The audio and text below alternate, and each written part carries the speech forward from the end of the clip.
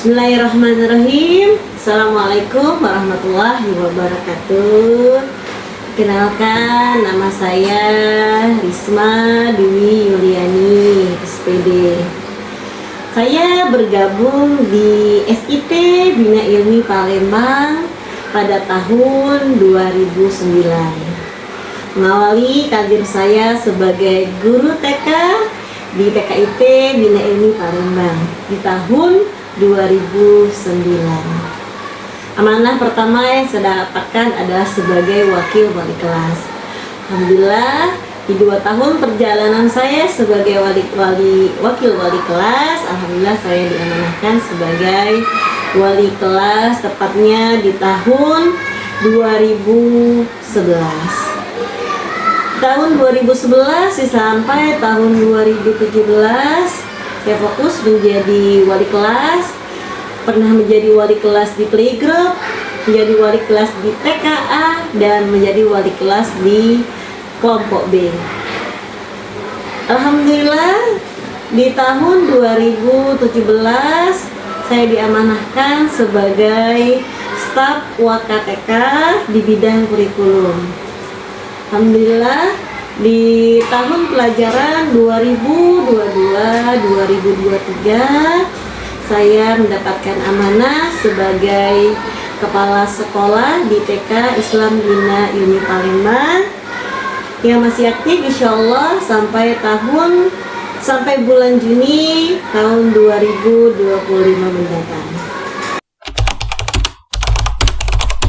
Sebagai seorang kepala sekolah, selama ini saya berusaha untuk menciptakan lingkungan layaknya sebuah keluarga bagi seluruh GTK.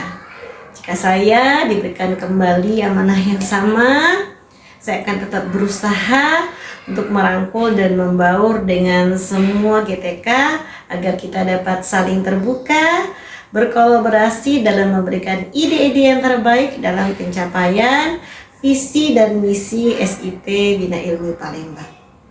Sebagaimana yang kita ketahui, dalam mengembangkan lembaga pendidikan, selain menciptakan program-program unggulan untuk siswanya, juga menyiapkan calon-calon pemimpin yang siap untuk membawa Bina Ilmi untuk terus maju dan berkembang. Bagaimana seorang pemimpin bisa membawa organisasi menuju kesuksesan jika mereka tidak memiliki arah yang jelas. Visi, misi, core belief, core value memberikan pedoman yang tidak terpisahkan dalam menciptakan kepemimpinan yang efektif. Yang dimaksud dengan visi adalah merupakan kondisi masa depan yang hendak diwujudkan. Perwujudan visi dilaksanakan dengan perilaku yang dilandasi keyakinan dan nilai dasar. Visi lembaga SIT Bina Ilmi yaitu Robbani, arah pendidikan Islam dan visi kenabian. Visi lembaga SIT Bina Ilmi berdasarkan Quran Surat Ali Imran ayat 79. A'udzu billahi minasyaitonir rajim. Bismillahirrahmanirrahim. Ma kana li basharin ay yu'tiyahu Allahul kitaba wal hukma wan nubuwah thumma yaqula lin-nasi kunu ibadan li min dunillahi walakin kunu rabbaniyina bima kuntum tu'allimunal kitaba wa bima kuntum tadrusun. Shadaqallahul azim. Dari ayat di atas dapat dilihat bahwa Robbani adalah sosok manusia yang berilmu pengetahuan atau alim dan memahami agama dengan baik atau faqih, melek politik dan manajemen atau basir bisyasah wa tadbir, dan mampu melaksanakan urusan yang dipimpinnya dalam urusan dunia dan urusan agama. Tafsir Tobari. Bagaimana caranya? Caranya dengan teaching dan learning Al-Quran. Misi adalah jalan untuk menuju masa depan berdasarkan Quran Surat Ali Imran ayat 164. A'udzubillahi minasyaitonirrajim. Bismillahirrahmanirrahim. Laqad mannallahu 'alal mu'minina idh ba'atsa fihim rasulan min anfusihim yatslu 'alaihim ayatihi wa yudzakikum wa yu'allimul kitaba wal hikmah wa in kanu min qabli lafi dhalalin mubin. Misi adalah jalan pilihan untuk menuju masa depan. Berdasarkan Quran Surat Ali Imran ayat 164. A'udzubillahi minasyaitonirrajim. Bismillahirrahmanirrahim. Laqad mannallahu 'alal mu'minina idz ba'atsa fihim rasulan min anfusihim yatslu 'alaihim ayatihi wa yuzakkihim wa yu'allihimul kitaba wal hikmah wa in kanu min qablu lafi dhalalin mubin. Dari ayat tersebut kemudian menjadi dasar dari misi atau langkah-langkah yang dapat dilakukan oleh SIT Bina Ilmi dalam menggapai visi yang ada. Antara lain yaitu 1. Mengenal dan berinteraksi dengan Al-Quran melalui membaca, menghafal, dan memahaminya atau tilawah. Yang kedua, transformasi nilai akidah, ibadah, akhlak, dan kebangsaan atau tazkiyah.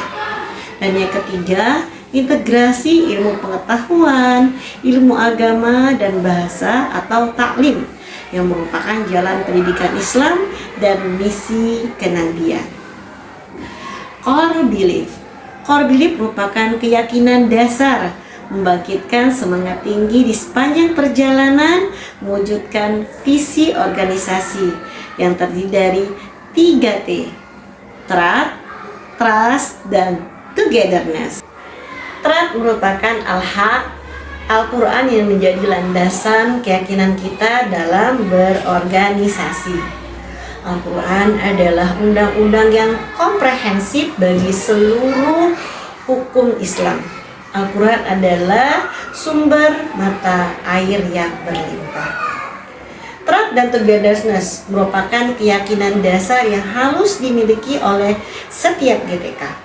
Sebagaimana dalam Quran Surat As-Saff ayat 4 yang artinya yaitu sesungguhnya Allah menyukai orang-orang yang berperang di jalannya dalam barisan yang teratur, seakan-akan mereka seperti suatu bangunan yang tersusun kokoh. Dalam suatu bangunan yang tersusun kokoh. Dalam sebuah organisasi, solidaritas harus terbangun dengan kokoh. Solidaritas bisa dibangun dengan adanya trust, kepercayaan, dan togetherness atau kebersamaan antara tim dalam sebuah organisasi. Core value atau nilai dasar memberikan panduan dalam pengambilan keputusan di sepanjang perjalanan mewujudkan visi organisasi. Terdiri dari 3Y: integrity, responsibility, dan agility. Integrity menjadi nilai dasar dalam berorganisasi di sini. Sebagaimana di dalam Quran Surat At-Taubah ayat 119 yang artinya, hai orang-orang yang beriman, bertakwalah kepada Allah dan hendaklah kamu bersama orang-orang yang benar. Responsibility dalam Quran Surat Al-Isra ayat 36 yang artinya, dan janganlah kamu mengikuti apa yang kamu tidak mempunyai pengetahuan tentangnya. Sesungguhnya pendengaran, penglihatan, dan hati sesungguhnya itu akan diminta pertanggungjawabannya. Semua kita pemimpin dan setiap pemimpin akan diminta pertanggungjawaban. Agility merupakan kemampuan beradaptasi dan merespon perubahan. Kemampuan untuk kecepatan, fokus, dan fleksibilitas ketika dihadapkan dalam sebuah perubahan. Keberhasilan dan implementasi dari visi, misi, core belief dan core value SIP Bina ini sangat tergantung pada pemimpin dan tim yang ada. Secara umum, semua pihak yang ada harus memiliki pemahaman dan pengetahuan yang sama terhadap hal tersebut, karena visi, core value dan core value SIP Bina ini akan tercapai dengan kolaborasi dan dukungan dari semua pihak. Secara keseluruhan antara visi, misi, core belief dan core value saling terkait satu dengan yang lain dan tergambar dalam roadmap-nya New Bina Ilmi 2030. Berangkat dari melaksanakan misi yang ada, yakni tilawah, tasbih, dan dakwah. Kemudian semua itu dilakukan sesuai dengan core belief, trust, togetherness, dan core value, integrity, responsibility, agility. Hingga pada akhirnya visi SIP Bina Ilmi dapat tercapai dengan baik, yaitu Robbani. Pemahaman dan implementasi nilai-nilai sangat penting dalam kepemimpinan, karena hal ini merupakan syarat yang mutlak untuk mewujudkan visi dan misi lembaga. Berikut beberapa manfaat pentingnya memahami nilai-nilai dalam kepemimpinan. Pertama, arah dan tujuan yang jelas. Visi dan misi sekolah menjadi pedoman utama dalam menentukan arah perkembangan sekolah. Seorang pemimpin yang memahami visi dan misi dapat memastikan bahwa semua kebijakan dan program yang dijalankan sejalan dengan tujuan sekolah. Yang kedua, kepemimpinan yang efektif. Seorang pemimpin yang memahami visi dan misi akan lebih mudah menginspirasi, memotivasi, dan mengarahkan guru, staf, serta siswa untuk mencapai tujuan yang telah ditetapkan. Yang ketiga, pengambilan keputusan yang cepat. Dalam menghadapi berbagai tantangan, seorang pemimpin sekolah dapat mengambil keputusan yang cepat jika memiliki pemahaman yang baik tentang visi dan misi. Keputusan yang diambil akan selalu berorientasi pada pencapaian tugas jangka panjang sekolah. Meningkatkan kinerja sekolah. Pemimpin yang memahami visi dan misi dapat menyusun strategi untuk meningkatkan kualitas manajemen, meningkatkan kinerja sekolah.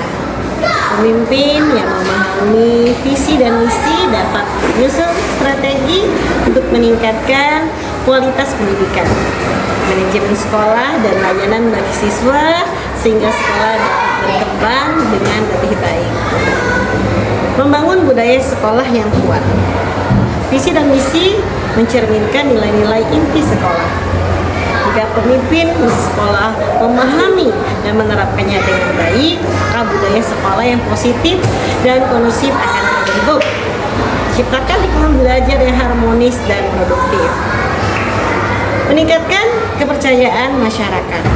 Sekolah yang memiliki pemimpin dan pemahaman yang kuat terhadap visi dan misi akan lebih mudah mendapatkan dukungan dari orang tua, masyarakat, dan pihak terkait lainnya.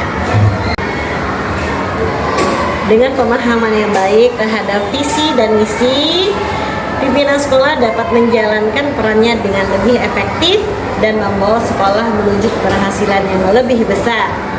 Alhamdulillah, sejauh ini sekolah sudah mengimplementasikannya ke dalam kurikulum pembelajaran di sekolah melalui kurikulum Robbani serta penanaman karakter Robbani ke siswa, baik itu cerdas, saleh, berakhlak mulia, berkepribadian pemimpin, mandiri, dan terampil.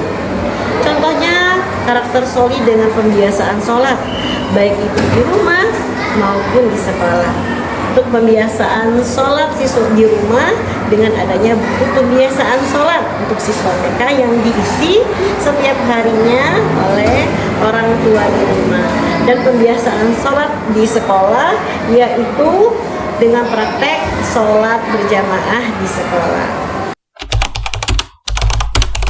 Apa sih tantangan dan kendalanya yang dihadapi terutama untuk anak TK?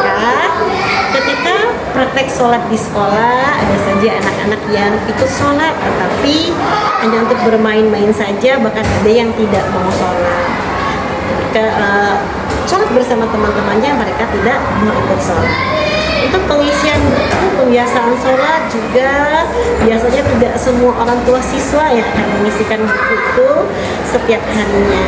Jadi Walas akan mewakili orang tua siswa untuk mengingatkan pengisian sholat, buku pembiasaan sholat, dan memotivasi anak Anda untuk mau ikut sholat dir. Rancangan program yaitu ibadah harian yang terdiri dari 1. Sholat berjamaah, sholat duha, dan praktek sholat wajib bersama. 2. Menghafal surat-surat pendek, hadis, doa harian, dan bacaan sholat. Yang 3. Mengenal bacaan Al-Quran dengan metode Utsmani, nasyid, dan 5 langkah. Yang 4. Berwudu dengan benar melalui stimulasi dan praktek langsung. Tujuan dari program ibadah harian yang selaras dengan visi, misi, core belief, dan core value SIT Bina Ilmi. Program ibadah harian untuk anak TK seperti sholat berjamaah, menghafal surat-surat pendek, mengenalkan bacaan Al-Quran, mengaji dengan metode Utsmani, dan berwudu dengan benar memiliki berbagai tujuan utama. Yang pertama, 1. Membentuk kebiasaan ibadah sejak dini. Anak-anak di usia TK masih dalam tahap meniru dan membentuk kebiasaan. Dengan membiasakan mereka beribadah setiap harinya, ibadah akan menjadi bagian dari rutinitas mereka, sehingga lebih mudah dilakukan hingga dewasa. Yang kedua, menanamkan cinta kepada Allah dan Islam. Kegiatan ibadah dikemas dengan cara yang menyenangkan agar anak merasa bahagia dan tidak terbebani. Ini akan menumbuhkan rasa cinta kepada Allah dan agamanya sejak kecil. Yang ketiga, melatih disiplin dan tanggung jawab. Ibadah harian mengajarkan anak untuk disiplin, misalnya dengan mengikuti jadwal sholat dan berwudu dengan benar. Anak juga belajar tanggung jawab dalam menjaga kebersihan dan menjalankan ibadahnya sendiri. Yang keempat, mengembangkan kecerdasan spiritual.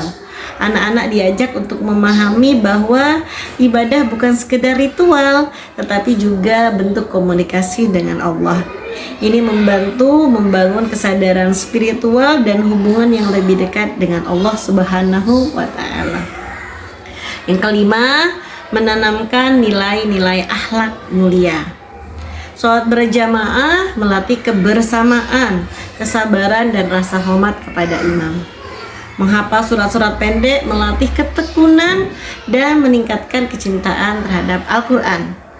Mengenalkan bacaan Al-Quran, mengaji Utsmani menanamkan rasa bangga dalam membaca kitab suci. Berwudu dengan benar mengajarkan kebersihan dan kesucian sebagai bagian dari iman. Lanjut, yang keenam adalah meningkatkan konsentrasi dan daya ingat. Menghafal surat-surat pendek dan doa harian melatih daya ingat dan konsentrasi anak, yang juga berdampak positif pada kemampuan belajar mereka di sekolah. Yang ketujuh, mempersiapkan anak untuk kehidupan beragama yang kokoh. Dengan pondasi ibadah yang kuat sejak dini, anak-anak akan tumbuh menjadi pribadi yang solih, terbiasa dengan nilai-nilai Islam, dan siap menghadapi kehidupan dengan prinsip yang baik. Kegiatan ini dilakukan secara bertahap dan menyenangkan agar anak-anak menikmati proses belajar agama tanpa merasa terbebani. Sasaran utama dari program ibadah harian ini adalah siswa di TK Islam Terpadu Bina Ilmi, baik itu di kelompok playgroup, kelas A ataupun di kelas B. Lalu bagaimana program ini dijalankan? 1. Dengan menjadwalkan kegiatan ibadah harian. Buat jadwal rutin untuk setiap kegiatan ibadah agar anak-anak terbiasa dan memahami bahwa ibadah adalah bagian dari kehidupan sehari-hari. Misalnya, sholat berjamaah akan dilakukan setiap Jumat pagi di kelas setelah murojaah hafalan. Yang kedua, menghafal surat pendek dilakukan setiap pagi di kelas. Yang ketiga, mengenalkan baca Al-Quran setiap hari mengaji di kelas dengan metode Utsmani, berwudu dengan benar sebelum sholat berjamaah dengan pembimbingan dari guru. Yang kedua, metode pelaksanaan yang menyenangkan. Anak-anak TK yang mudah bosan, sehingga penyiapan metode yang harus disampaikan itu harus benar-benar menarik, seperti belajar melalui lagu, menghafal surat-surat dan doa-doa pendek bisa dengan lagu. Yang kedua, bercerita dan bermain peran, menyampaikan kisah tentang keutamaan sholat dan wudhu. Bisa juga menggunakan kartu bulan bergambar atau kalender Utsmani untuk mengenalkan bacaan Al-Quran secara bertahap. Yang keempat, bisa dengan metode demonstrasi dan praktek langsung, misalnya memperagakan cara berwudu dan mengajarkan anak menirukannya. Lalu program yang ketiga yaitu memberikan contoh yang baik. Guru dan pendidik harus menjadi teladan dalam menjalankan ibadah dengan khusyuk dan benar. Anak-anak akan lebih mudah meniru dibandingkan dengan hanya mendengarkan instruksi. Yang keempat, menciptakan lingkungan yang mendukung, menyediakan tempat sholat yang nyaman dengan sejadah kecil dan dekorasi Islam yang menarik. Menempel poster, doa harian dan tata cara wudhu di area yang mudah dilihat. Menggunakan speaker kecil untuk memutar murotal atau lagu-lagu Islami selama kegiatan belajar. Program yang kelima yaitu menjalankan programnya, mengapresiasi dan memberi motivasi.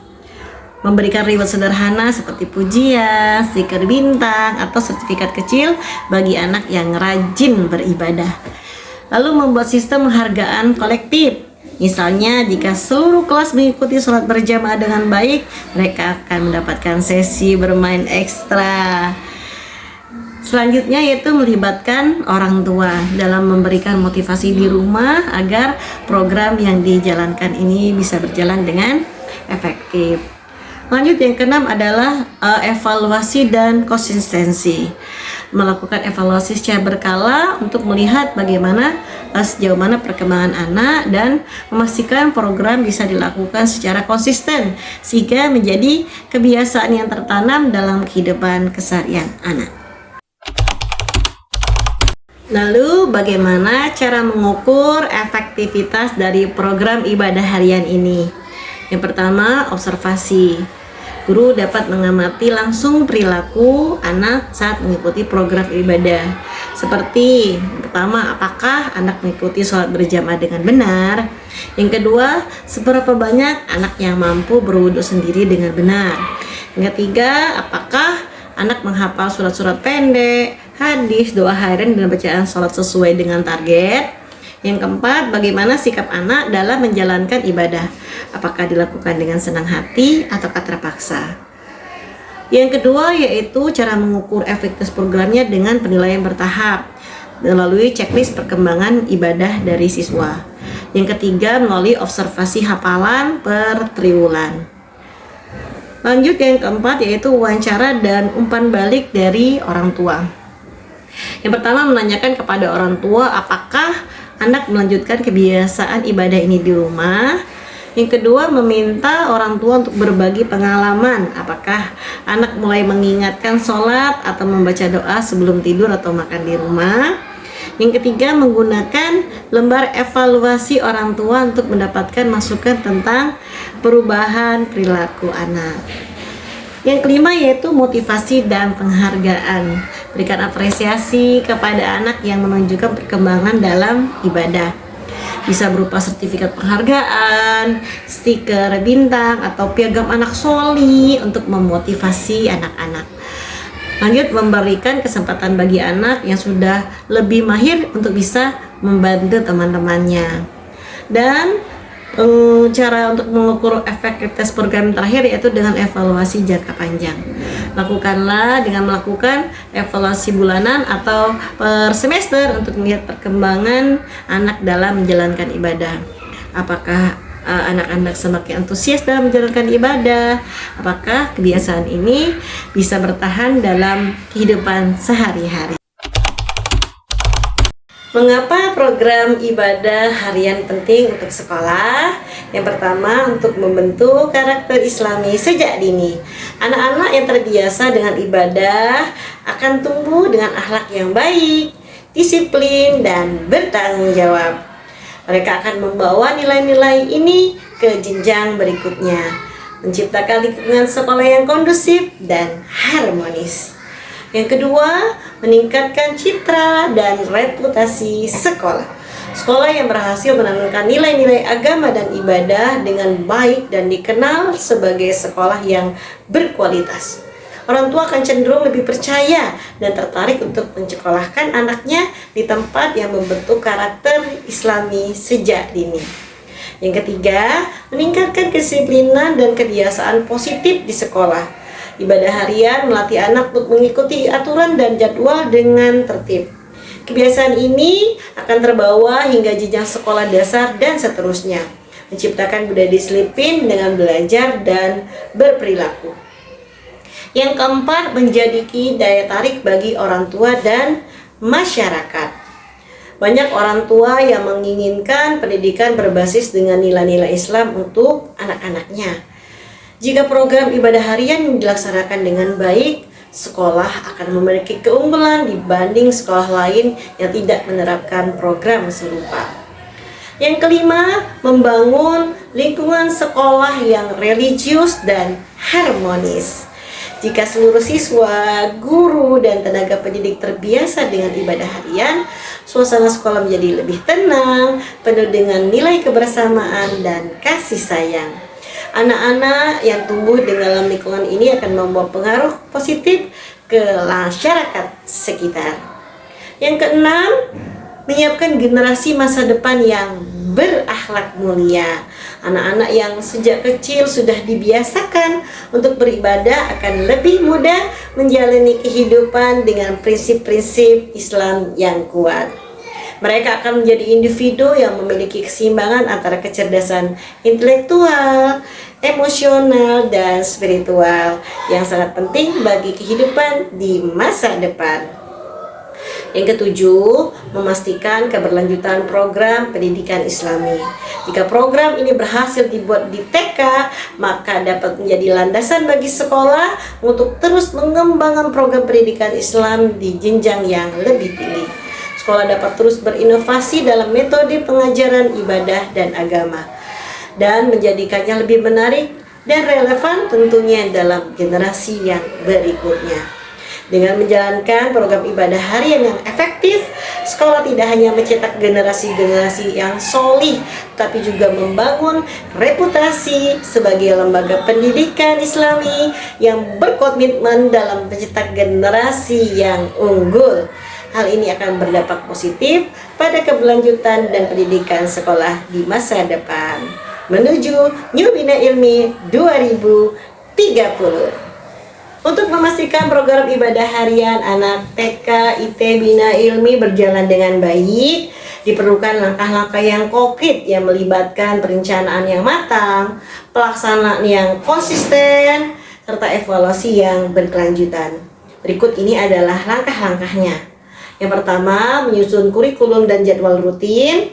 Yang kedua, mempersiapkan sarana dan prasarana. Yang ketiga, menggunakan metode belajar yang menyenangkan.